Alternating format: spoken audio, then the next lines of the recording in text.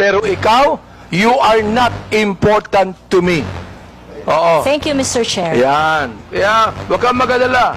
Hindi ako kailanman magdidemanda sa'yo. Oh.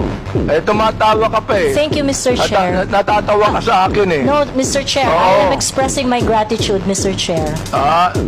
Ganun ba? You made a statement against me. Ang sabi mo, ganito, kung abante, paswelduhan ka ng taxpayer, tinawag mo akong tinawag mo akong ba't mo ginawa sa akin yun? Gusto mo ba akong umiyak ngayon sa'yo? Please, yes.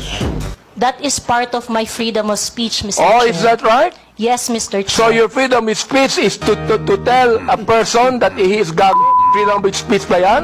My freedom of speech, part of my freedom Ang of galing speech is mo. to react Ang on the galing mo. action of Ito a pa, public sinabi official. mo ha, in another post, ito sirahin mo, isasampal ko ito sa pagmumukha mo. Is that still freedom of speech? Yes, Mr. Chair. Ganon. If I tell you right now, sasampalin kita, freedom of speech yan. That's part of your freedom, Mr. Chair. Pag sinampal kita, hindi na freedom of speech yan. Of course, sir, it's overt Hindi action na. already. Ang galing. Mahusay ito. Ang sabi mo, I'm going to be Hindi ko masabi to Mr. Chair F-U-C-K-E-D. Prepared. Mr. Chair, I cannot intelligently answer if I do not know when the post was posted.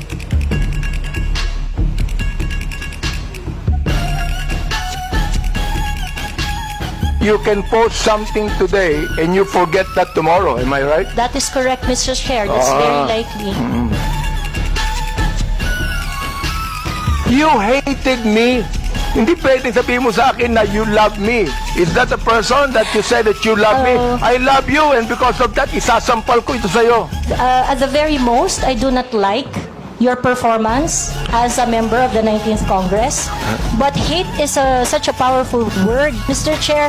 If you think that you are violated by my exercise of my freedom, you would have your right and No, be in court. don't worry. I'm not going to charge you. If I charge you in court, matatalo ka eh. Pero hindi.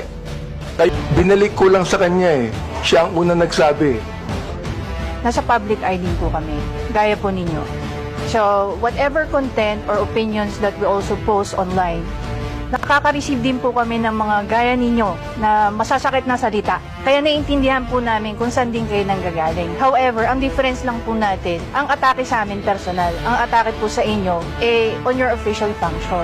Hindi ako binabas ng sino man bago ang Quadcom. Bakit kaya? Di ba? Share if I may.